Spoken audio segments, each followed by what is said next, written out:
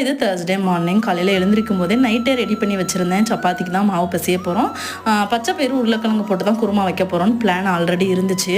உருளைக்கிழங்கு பச்சைப்பயிறு போட்டு குருமா வந்து கர்நாடகா ஸ்டைலில் பக்கத்தில் உள்ளவங்க கிட்ட கேட்டுட்டு இன்றைக்கி செஞ்சிடலான்னு சொல்லி செஞ்சுருக்கேன்.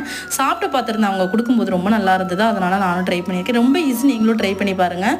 பச்சைப்பயிறு உருளைக்கிழங்கு 4 விசில் வச்சு எடுத்திருக்கேன். ஒரு கடாயில் வெங்காயம், அதுக்கப்புறம் வந்து தக்காளி, 4 பச்சை மிளகாய், சோம்பு, ஏலக்காய், நம்ம பிரியாணிக்கு போடுற எல்லாமே போட்டுக்கோங்க. 4 பல் பூண்டு, 4 பல் இஞ்சி, அதுக்கப்புறம் கொஞ்சம் கொத்தமல்லி, கொஞ்சம் புதினா, அதுக்கப்புறம் கசகசா, 4 முந்திரி, கொஞ்சம் ஒரு கைப்பிடி தேங்காய் எல்லாம் போட்டு நல்லா வதக்கிட்டு மிக்சியில் அடித்து வச்சுக்கோங்க.